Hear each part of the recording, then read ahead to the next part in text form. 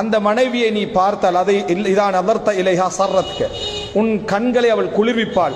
இதா ஹிப்த அன்ஹா ஹஃபிதத்க, நீங்கள் மறைந்தால் உங்களை பேணி பாதுகாப்பாள். இந்த ஹதீஸை சொன்னி, இந்த ஹதீஸ் சொல்லிட்டு போறதுல பிரச்சனை இல்லை, இந்த ஹதீஸ்ல ஒரு விளக்கத்தை ஏத்தி விட்ட. என்ன, வீட்டுக்கு கணவன் வருகிற நேரத்தில் நல்ல முறையில் உடுத்து மேக்கப் பண்ணி நீங்க புது ட்ரெஸ்ஸாக போட்டிருக்கணும் என்று ஒரு விளக்கத்தை கொடுத்துட்டாங்கன்னு வைக்கிறேன். இவர் பகல் 12 மணிக்கும் வருவாரு, ஈவினிங் 4 மணிக்கும் வருவாரு, திடீர்னு நைட் 9 மணிக்கும் வருவாரு.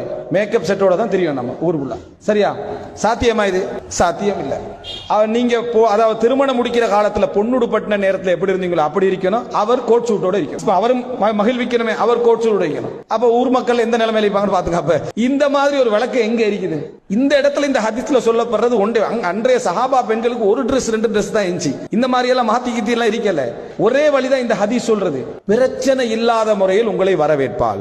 பிரச்சனை இல்லாத முறையில, உங்களோட மனசை மகிழ்வித்த முறையில, சிக்கல்களை ஏற்படுத்தி கொள்ளாமல் வரவேற்பாலே தவிர மேக்கப் செட்டோட திரிவாள் இந்த ஹதீஸுக்கு என்ன எந்த அர்த்தமும் இல்லை. இந்த மாதிரி ஒரு அர்த்தமும் இல்லை. சுத்தமாக இருக்கணும் என்ற அர்த்தம் இருக்குது. சிறப்பான முறையில் வரவேற்கணும், பிரச்சனைகள் இல்லாம வரவேற்கணும் என்றது இருக்குது. அவர் அந்த மெத்தட்ல வரணும் என்றதா இந்த ஹதீஸ்ல உள்ளது. இந்த விளக்கம் உங்கள்கிட்ட ஏறிட்டா அந்த குடும்பத்தில் பிரச்சனையும் சேர்ந்து ஏறும். ஏன்னா விளக்கம் அப்படித்தான் எனக்கு. அதனால் அந்த பிரச்சனையும் சேர்ந்து என்ன செய்யும்? ஏறும் என்பதை நம்ம புரிந்து கொள்ள வேண்டும். இதுதான் மிகப்பெரிய சிக்கல். இன்றைய எல்லா சப்ஜெக்டையும் எடுத்துக்கொண்டால் இதுதான் கணவன் மனைவி புரிந்துணர்வு அப்படின்னு சொல்றோம். கணவன் மனைவி புரிந்துணர்வு அப்படின்றோம். இப்ப கணவன் மனைவி புரிந்துணர்வு என்றால் உலகத்துல உண்மையான புரிந்துணர்வுன்னு ஒன்றிருக்கா? இல்ல.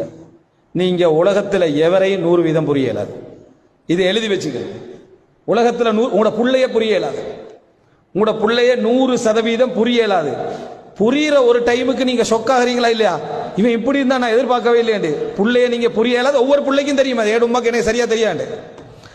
ஒவ்வொரு பிள்ளைகளுக்கும் தெரியும். என் உமாவா ஒரு விதத்துல நம்புறா, இந்த விஷயம் என் உமாக்கு தெரியான்னு அந்த பிள்ளைகளுக்கு தெரியும். உங்களுக்கு தெரிந்த எத்தனையோ விஷயம் உங்களோட உமாக்கு தெரியான்னு பெரியவங்களுக்கும் தெரியும். உலகத்துல 100% யாரையும் என்ன செய்யலாது? புரிய இயலாது. புரிய வைக்க ட்ரை பண்ணவும் கூடாது. அந்த எவ்வளவுக்கு எங்களால புரிஞ்சு கொள்ள முடியுமோ அந்த லெவலோட என்ன செய்யணும்? நம்ம நிக்க வேண்டும். அப்படி இஸ்லாம் எங்கேயும் கடமையாக்கல.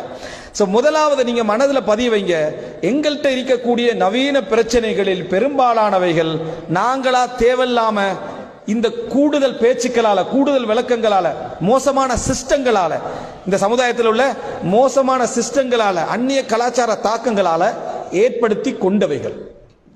இதுதான் பல பிரச்சனைகளுக்கான நான் ஒரு ஊரில் உள்ள கலாச்சாரம், ஒரு ஊரில் உள்ள வளமை அதை சொல்லல. அது பொதுவாக ஒவ்வொரு ஊருக்கு வித்தியாசப்படலாம். ஆனா நிறைய விஷயங்கள் சிஸ்டங்கள் என்ற பெயரில் எங்களோட தலையில ஏறி இருக்கிறது. அதுதான் எங்களோட குழந்தைகளை நாம் அதிகமாக பிரச்சனையாகுவதற்கான காரணம். இது முதல் அம்சம்.